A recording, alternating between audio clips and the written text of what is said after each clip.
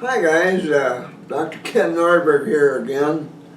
Right about now, if you're like me, you're probably thinking more about things that have scales on them, like fish, than things that have antlers on them. Saw a medium-aged buck on Mother's Day, one of my son's houses. And it was just starting to grow antlers. They grow antlers starting in May, and the antlers are about 2 inches long. And so he's just getting a start. It'd be kind of fun to see that buck once in a while during the course of the summer and see how those antlers are going. But anyway, then I'm Ken Nordberg, and I think about deer every day. I wake up thinking about deer. I go to sleep thinking about deer, things to learn, things to do, and so that's why I'm here. Now, I want to mention too the fact that you've been getting one heck of a education. All these seminars I've been giving you on deer hunting are going to make a really big difference in your hunting success this coming fall. You can bet on that. You're going to do a lot, I hope, a lot of what I've taught you. And you're going to get out there and maybe opening morning already, here comes a big buck, and you're going to think, holy cow, is this ever great? It's all new kind of deer hunting and new success, and those kind of things. Well, in a number of my recent seminars, I've talked to you about deer signs and how you could identify deer by measuring lengths of their tracks and droppings and beds. And that's good, it's good to be able to do that. You can do that instead of putting a trail cam up, and we'll talk about trail cams more in the future, but the trouble with trail cams, wherever you put them up and wherever you go back to them, you're laying down trail scent that could have an effect, a serious effect on your future hunting, so you have to think about that. But anyway, but knowing there's big bucks in your hunting area is one thing, but knowing how to take advantage of that knowledge is quite another.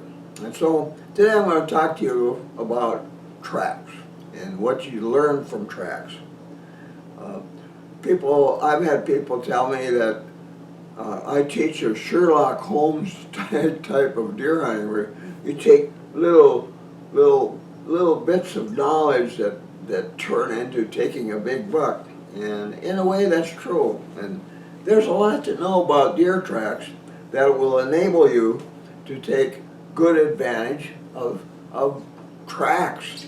And especially if they're tracks of a big buck, that's what you'd like to happen. So let's talk about deer tracks and what they mean here.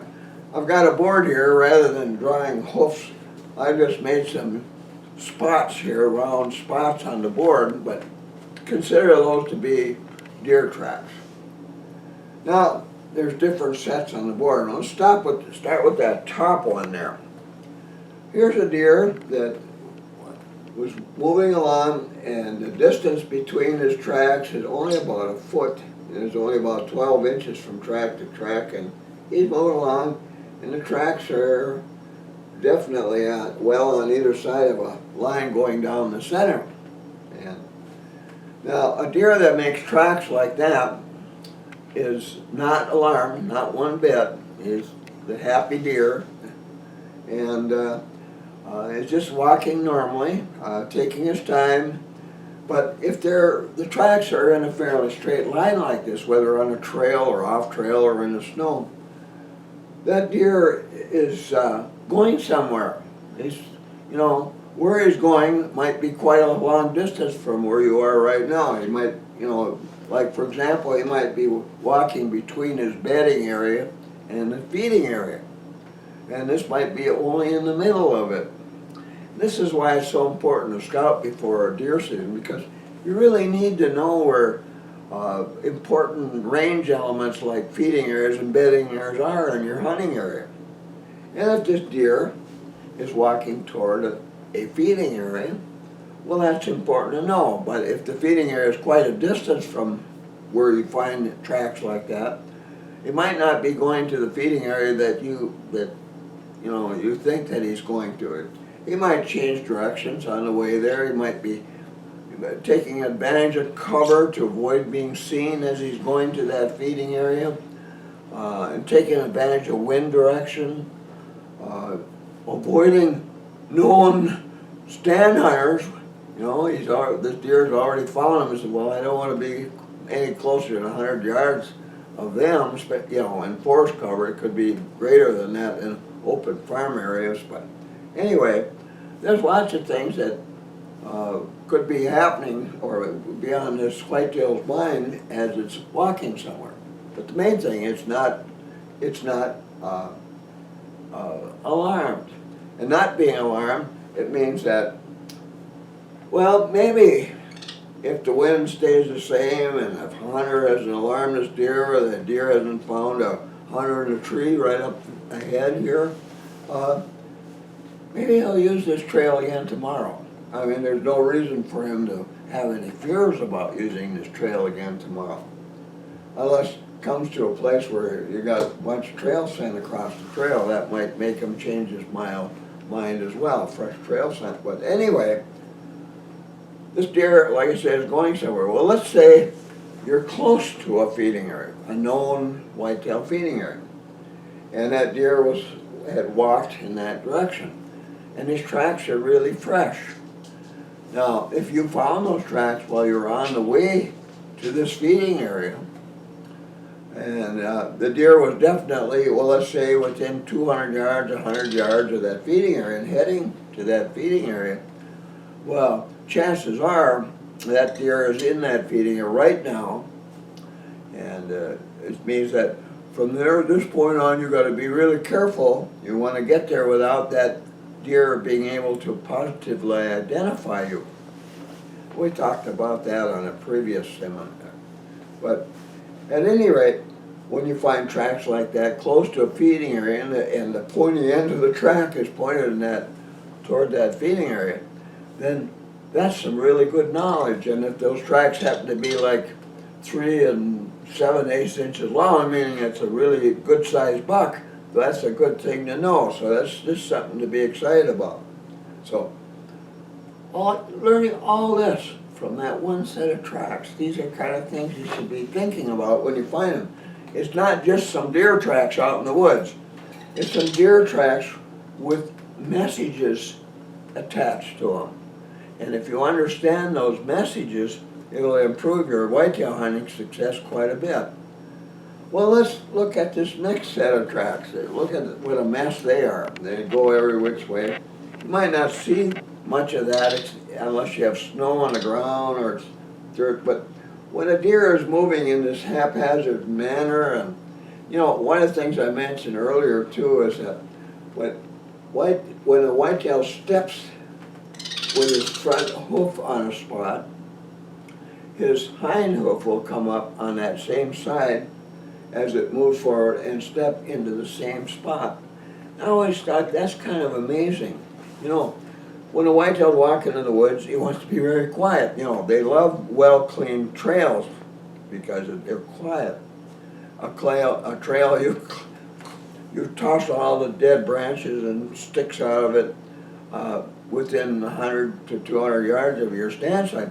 Whitetails love that kind of a trail because they can use it without making a lot of noise too. But even under the best circumstances, when you're sitting in the stand, you start to realize that here comes a deer so quiet, it's almost like a puff of smoke. You can't hear it coming, and all of a sudden there it is. Well, when the front hoof comes down on the ground, the deer can see that. They can have his head, they're keeping an eye on where they're stepping. There's a stick there. I don't want to step on it. I'll step just behind it or just in front of it. And then next, the other hoof starts coming forward, and as it's moving along, and then the hind hoof comes up and steps into the exact same print. It's a little smaller hoof. Sometimes I think it was designed to be that way. So let's say the stick was right next to that hoof print there, and if the back hoof print was bigger, it might step on that stick anyway and make a loud noise. But it's smaller. it becomes much bigger when they're bounding. You know, when a whitetail bounds, that hind hoof, the dew claws on the back of the hoofs like that, they touch the ground when he's coming. When those hind hoofs come forward, the hoofs are pointing forward, and the hoofs are spread a little bit, and those dew claws hit the ground as well, providing great traction. And then from that they can spring through the air. A big 300-pound buck can go 25 feet in a single bound to the next spot where it touches the ground. So the hind hoof can become very large when they're bounding, because those dew claws come down and touch the ground. The whole big length of that area up past the dew claws becomes a big long hoof. Normally, it's just the hoofs are down there when you're walking.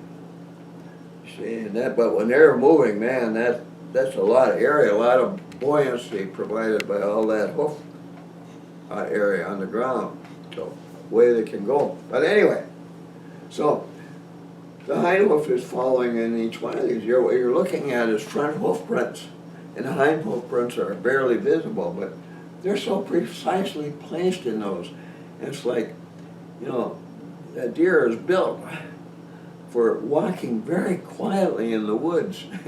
And that's one of the reasons that those hind hoofs keep falling in the print into the front hoof. But when they're feeding, they're going every which way. They'll have smaller hoofs.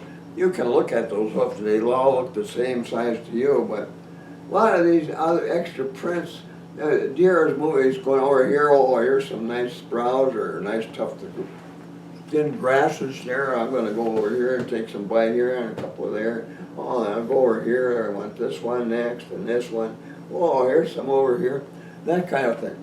Irregular. And a lot of the hoof prints are a lot closer together than 1 foot, 12 inches. So whenever you find irregular tracks like this, those are made by a feeding deer. And look around.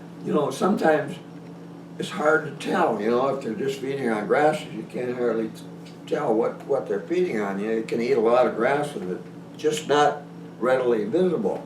But it's eating something there.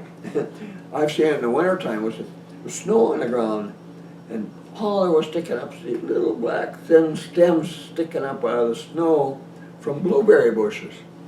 And looking at that, and you take a little closer look, and by golly, you can see little white spot and a little tiny stem. The deer was actually eating blueberry stems, browsing on blueberries, little thin stems. I got a spot. Oh, it's a high rocky knoll, and the deer love to get up on there, I suppose because they can see a long way, and there's not much to feed there on there except those blueberry stems. And while they're there, they make a meal out of blueberry stems. But anyway, now, sometimes that's the only thing that becomes really obvious, that this is a feeding area where you find tracks like that. And like I said last time, I think that more than 90% of all the stand sites used by my sons and I are adjacent to feeding areas. That's our #1 place for hunting big bucks. And sometimes all we find there beforehand is tracks like this that are with hoof prints that are only 3 inches long, and smaller, like fawn prints or yearling doe prints. Yearling bucks are the same size, but that's all we'll find there. But come November, starting November 3rd, where we hunt until the 17th, does in our hunting area are going to be in heat. And it's really important to know where does are feeding then, because that's where the big buck is going to be. When a doe is in heat, is going to follow that doe to her feeding area. He probably won't eat much. He'll just trail along behind her, act kind of like a sentinel. Come later, he might hang back in heavy cover, and she goes out there, and he'll stay in that heavy cover maybe 15, 20 minutes, and finally decide, well, nothing happened, I guess it's safe to go out there. And then he'll go out there and be with her or head toward wherever she is. And then later, they'll go back to her bedding area. It's all done feeding. It's 10 o'clock. 9 o'clock where we hunt in wolf country, they start back, but they'll get back there, and that's a different proposition. But this, when up here in our northern states where we have snow on the ground, you gotta keep your eye peeled for tracks that are irregular like that, going all over the place. You see them, might see them, and they've been going like that along in this elder swamp. You say, well, I don't want to go out there. There's all kinds of water out there, but it's also full of red osiers, and that's what they're browsing on. So anyway, they tell you where deer are feeding, and that is just about the most bit of information to have during the course of a hunting season, where they're feeding. Now, don't ever make the mistake. I've been trying to wean you from this. When you hunt a feeding area, those deer that are feeding there are going to get you, unless they're fawns and yearlings. They're going to identify you. The first time you're there, maybe if they don't get you then, the second time, but certainly by the third time you hunt there, if you're doing everything properly. But most hunters don't do everything properly.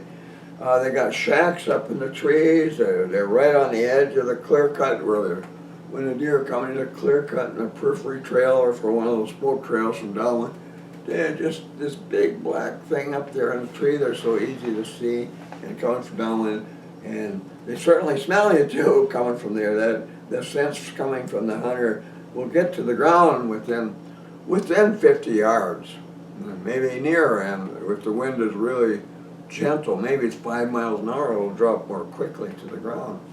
So but anyway, you can't just depend on one place where you find tracks like this. You should probably know where, it depends on how long you're going to hunt, but if I only hunted a weekend, let's say I hunted 3 days, I got an extra day off work, I would want to find 6 feeding areas with tracks like that, because I'm not going to take a chance on wasting a half day at a feeding area, even though I don't know if those deer that were feeding there actually got me. But if a big buck was there, chances are they did.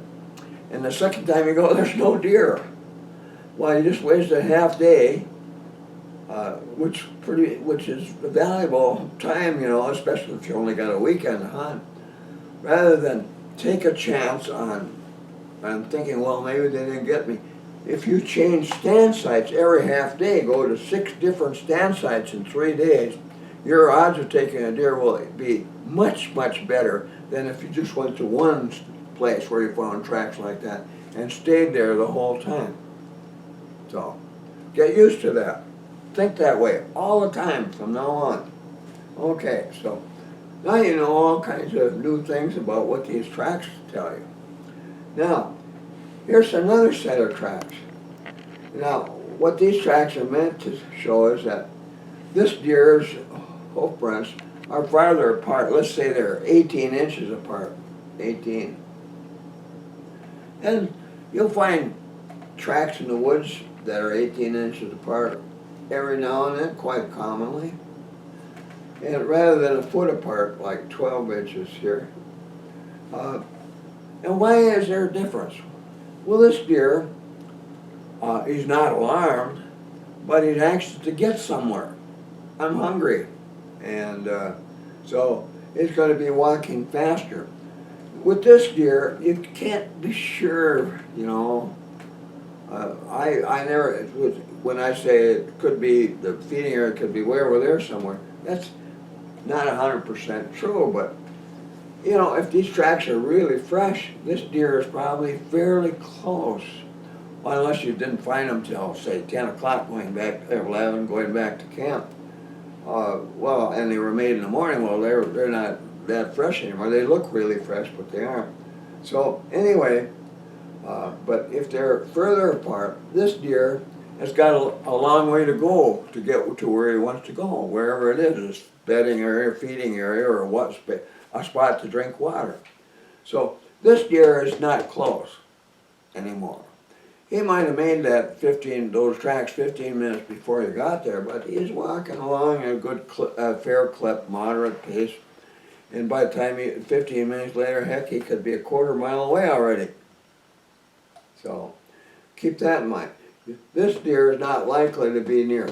This one is. When they get close to the feeding area, they're going to shorten their steps. They don't just run out there. They always check it out from downwind first before they go out there. But anyway, so this deer is not alarmed, but he's not going to be close either. So he's moving along, and so that's good. Not alarmed is good. You know, that's another thing. From now on, you should be thinking in terms of hunting in a way that never alarms deer. You know, when you alarm a whitetail enough to make it bound away with its tail fanned and up, maybe snorting as it goes, that's the end of hunting. That's the end of your chances to take that deer. Almost certainly, unless it's a yearling buck. Yearling buck can be so foolish. You know, they can run like that, and 15 minutes later come sneaking back. I've taken yearling bucks like that years ago. That can happen. But if it's a big guy, you know, a mature doe will be gone for 4 days, maybe longer if it keeps being bothered. But a big buck that bounds away, he's gone for the season.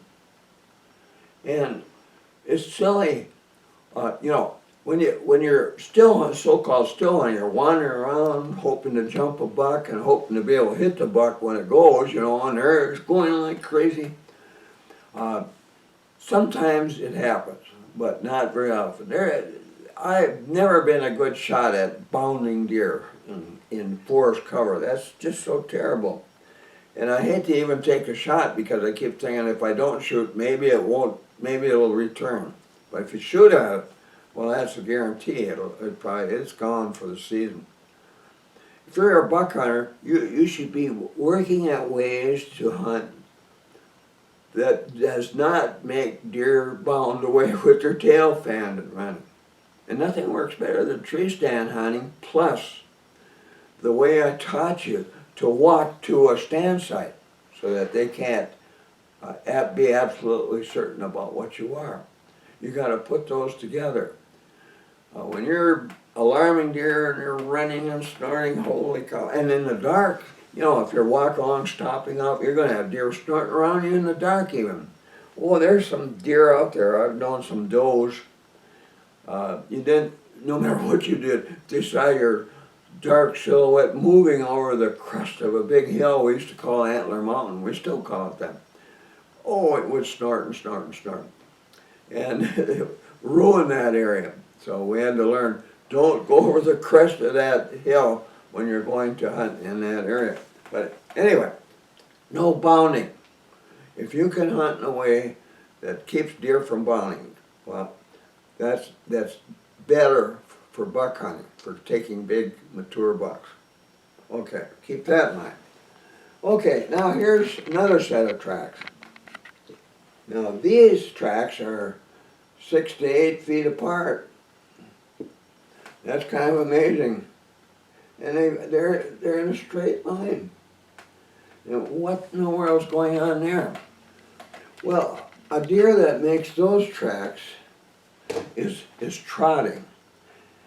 Now, it's amazing how fast a whitetail can move trotting. They aren't bounding up in the air. They're just making long strides, hind hoofs falling in front of hoof ribs. This is a front and hind hoof of one side, and this is the front and hind hoof of the other side. And they're practically on top of a straight line. And a deer that's moving like that, you know, with this long stride and these looks like single tracks that far apart, that's a very alarmed whitetail. Now, a whitetail that does this is doing this because it wants to get away fast without drawing your attention.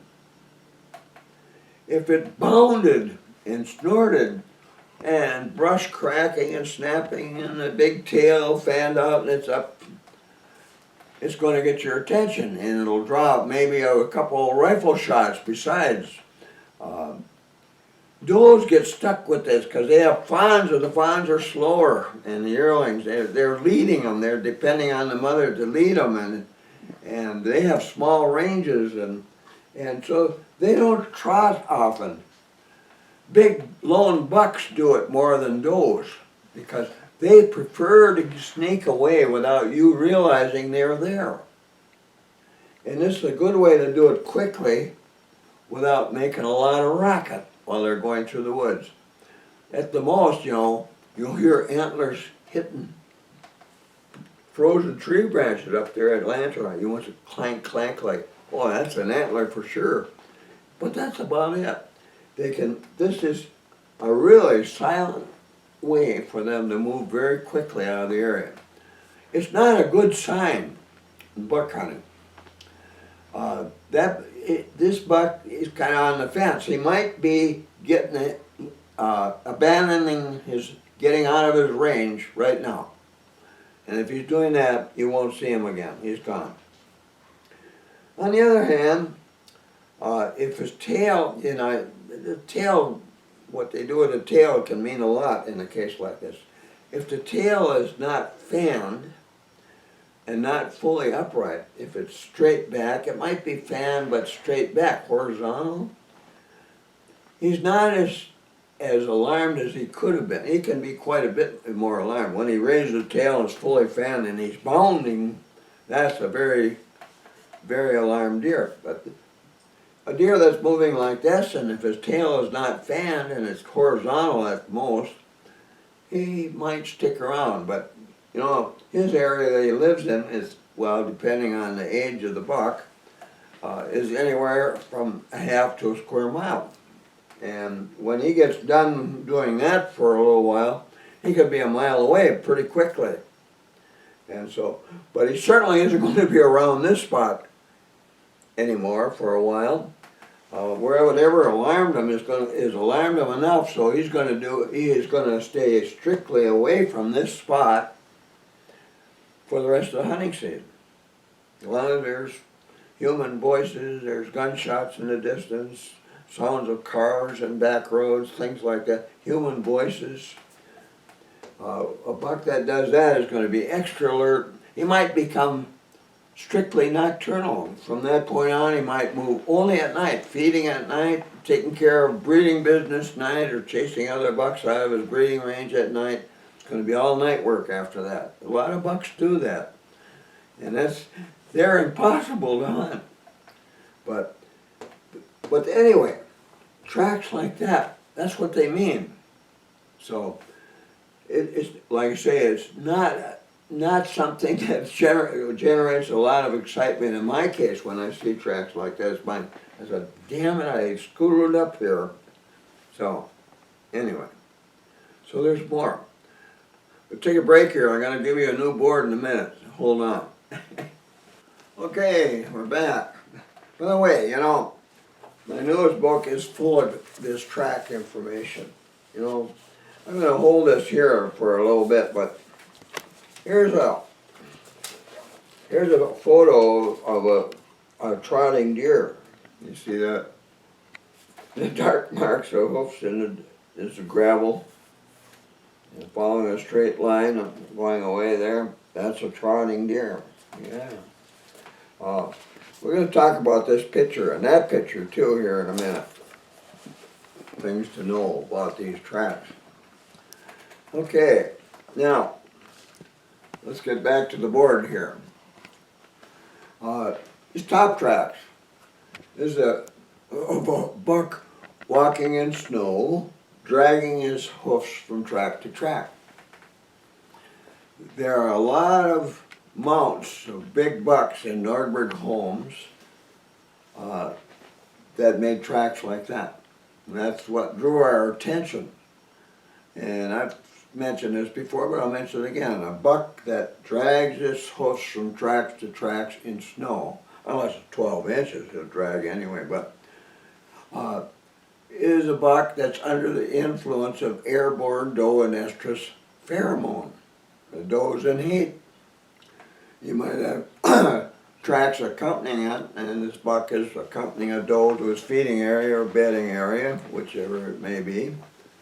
And he's not alarmed. It's amazing how the tracks can change when all of a sudden the doe stopped. The buck is, at this point, he might not be paying attention to what's going on around, but the doe might suddenly stop and ears up, start staring off in one direction, and then the doe decides, I want to go this way.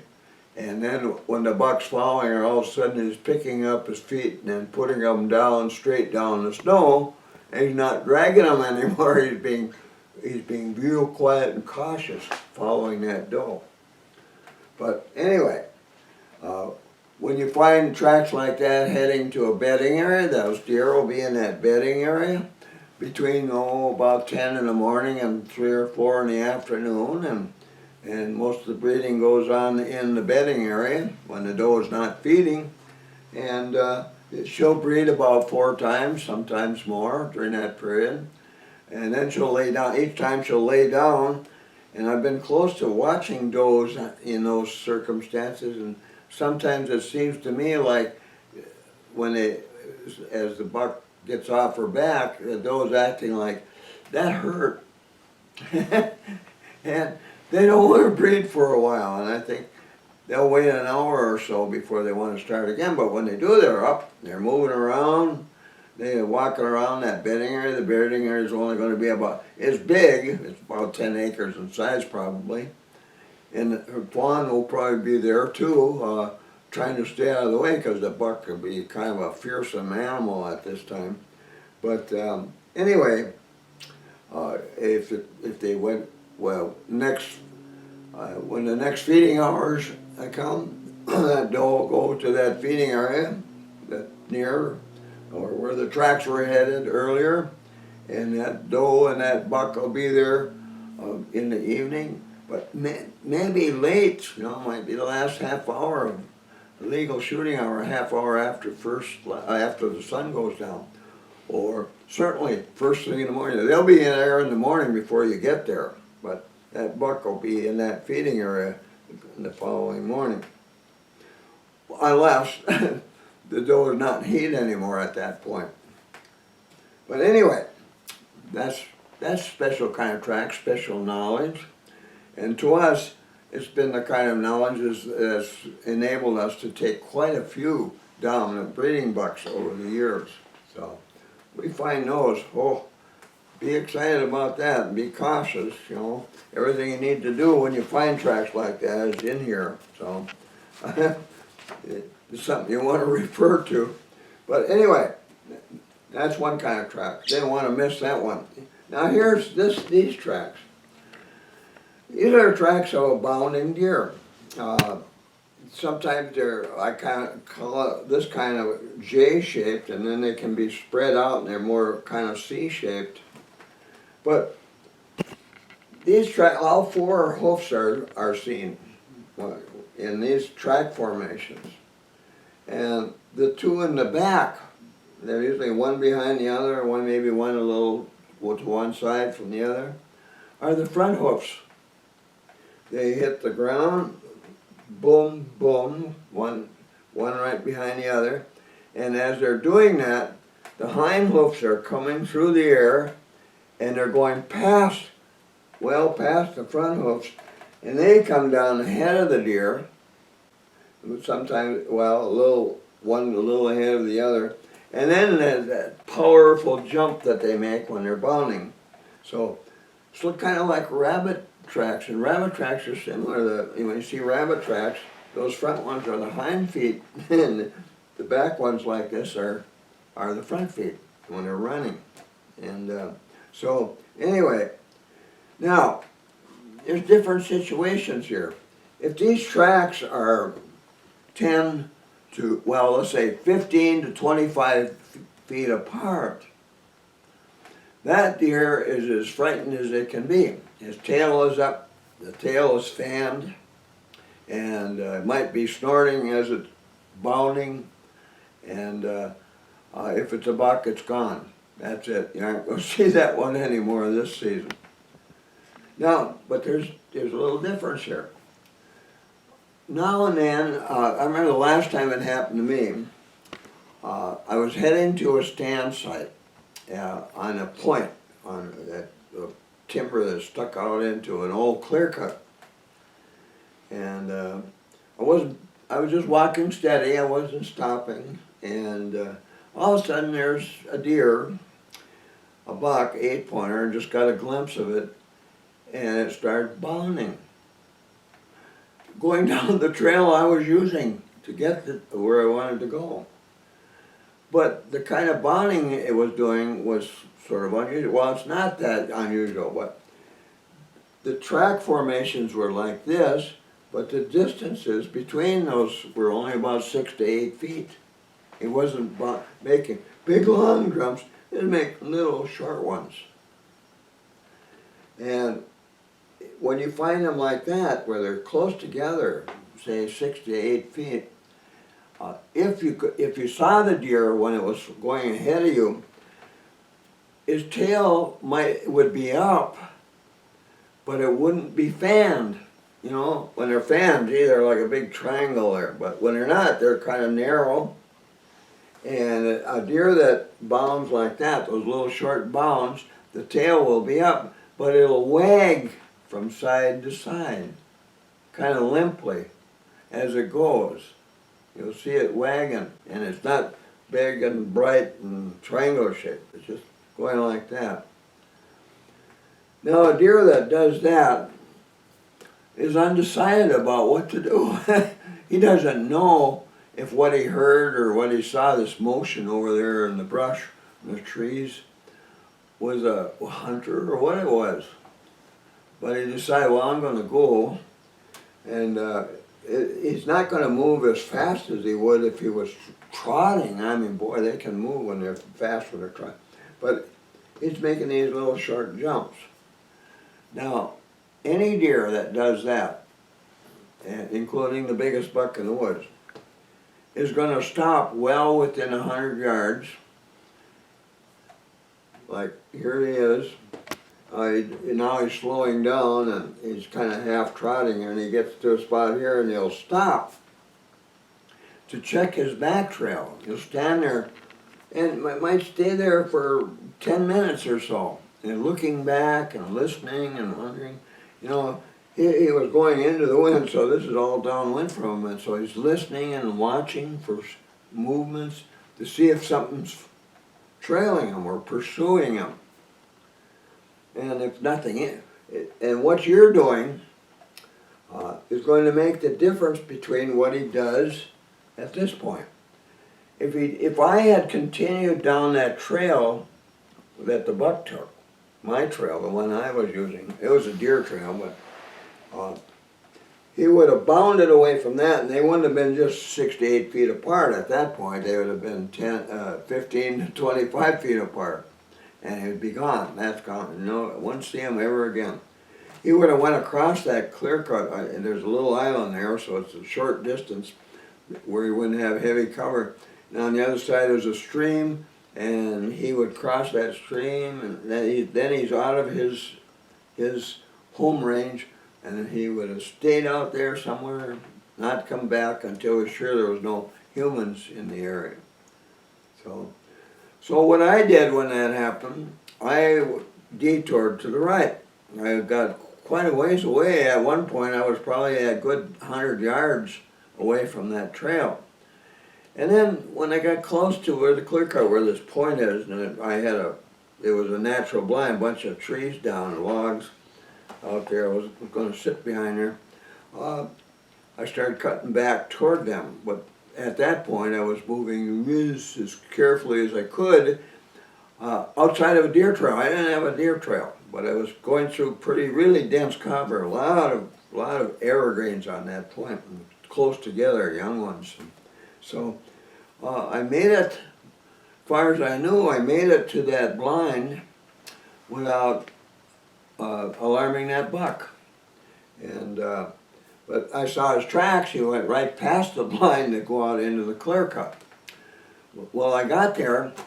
I could see quite a way. You know, it was probably 200 yards across the clear cut from where that blind was.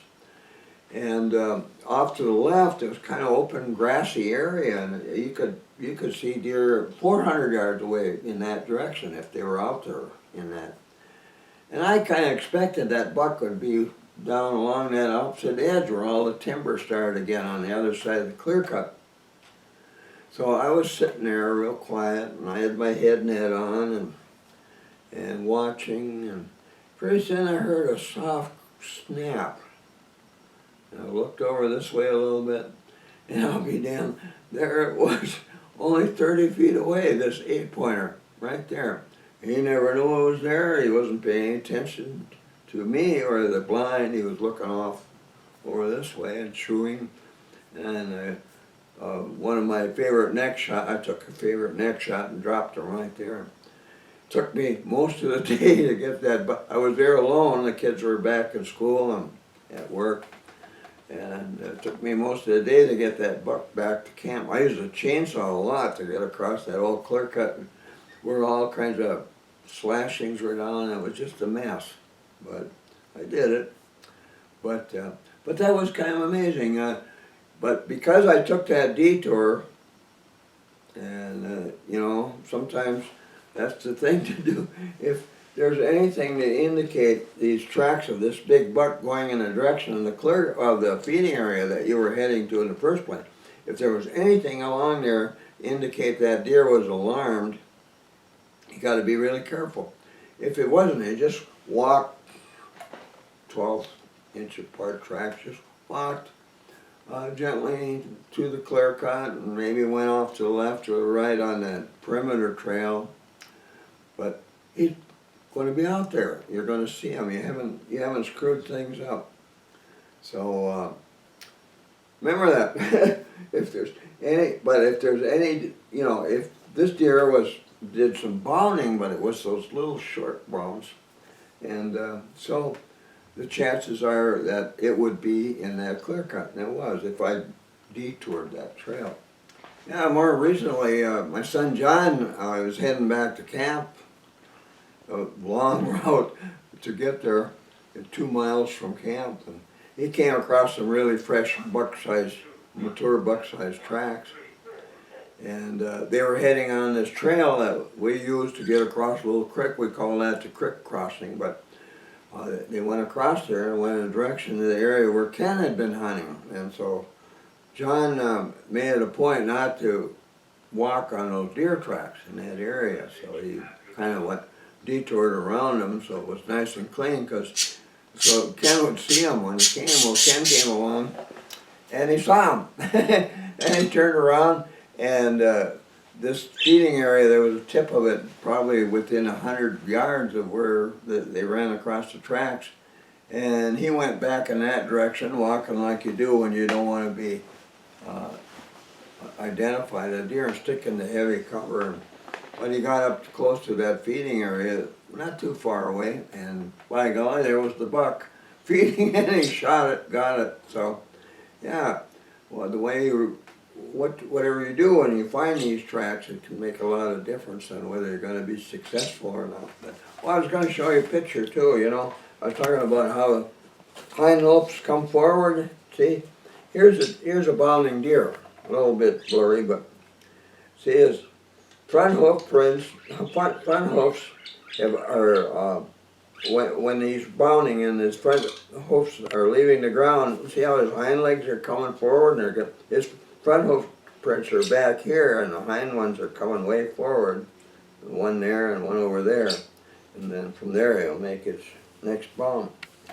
Here's something to remember too. You know, there's a picture on that same page. That's page 47 in the book of a doe bounding away. And there, when I talk about a fully fanned tail, there's one right there. It's fully fanned, and it's up. And then when you look at the picture closely down there, you see these little tufts of fur that stick out from the tarsal glands on the hind legs.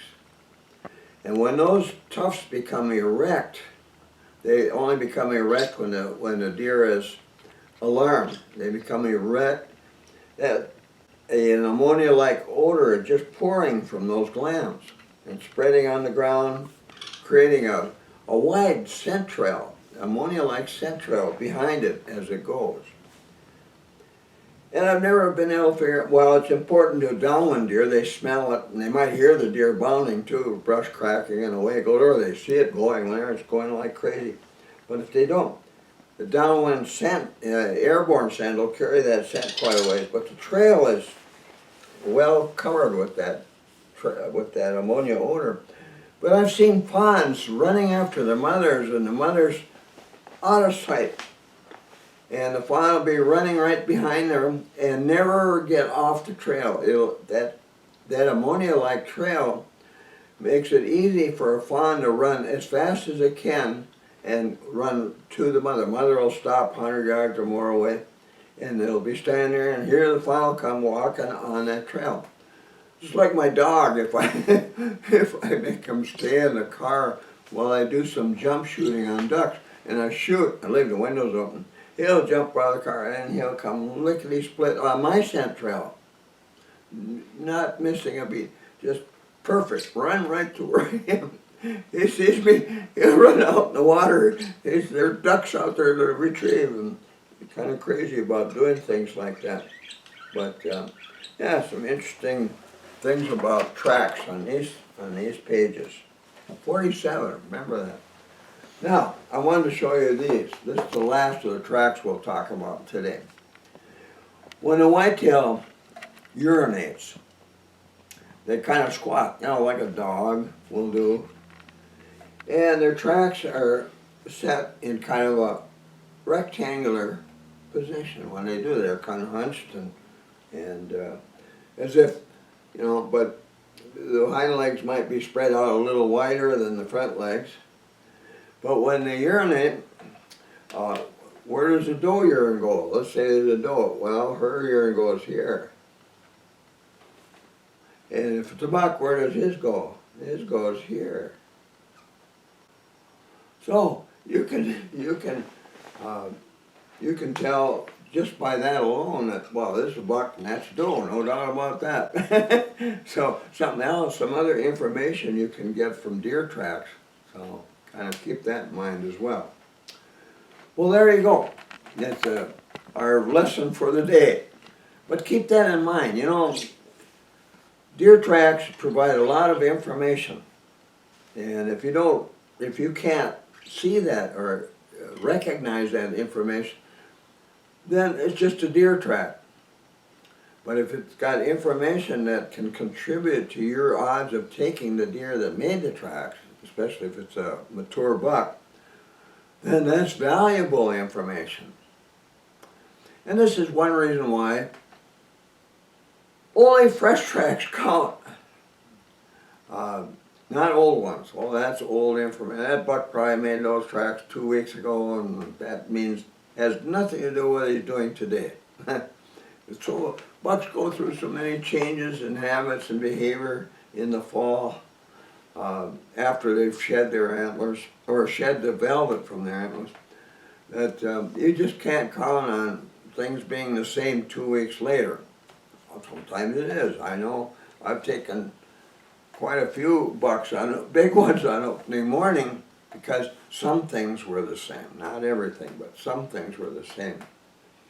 Well, anyway, so don't try to learn as much as you can about deer tracks. You'll find much in this book, and my 4th edition of the Whitetail Hunter's Almanac is a lot of material about tracks and other deer signs. But learn to recognize their meanings, and if you do that, then all of a sudden tracks become keys to hunting success. So, and droppings, and beds, and that sort of thing. So, a lot of information from tracks. So, keep that in mind. Well, guys, be sure to press that red button down here. I appreciate it. I'd like to have as many people as I can signed up. I've got over 5,000 on there now, and that's kind of a good start. I'd like to see 10,000 signed up to receive the message that I got a new YouTube presentation published, and that sort of thing. And I appreciate it if you would do that. And Once you get over all the fever of catching a big bass or a walleye, with walleyes up here in Minnesota, start thinking about deer again a little bit, and don't wait till the last minute. There's a lot to learn. You know, I've been doing this now. How many presentations have I done? You know, I can do this for months, and there's a lot to know. So don't wait till the last minute to learn what you need to know to become a regularly successful hunter of mature bucks. That's the best kind of whitetail hunting there is. Okay, well, thank you for watching. We'll see you again soon. Yeah, well, I almost forgot. You know, I've got a track ebook. It's you know, on Amazon, and it's a little book. And what I designed it for is that you can look it up, and you can purchase it only $5, and put it on your telephone, and you can, you know, use this in the woods. You know, you can check all these track formations and the information about these kind of tracks on your cell phone when you're out there hunting. And gee, I wonder what that means. I forgot. You know, you can put that whole little ebook on your telephone and use it as a reference while hunting in the woods or scouting. So for $5, you can't beat that. So, well, thanks again. We'll see you again soon. Be sure to visit my website. Here's the link. Here you'll find links to my blog posts, my Twitter account, my YouTube account, my Amazon store with links to my ebooks, my son's eBay store, a money saver if you're ordering from Canada or other countries. And be sure to sign up for my email updates. Here you will also find deer and bear hunting articles, my website bookstore, and much more.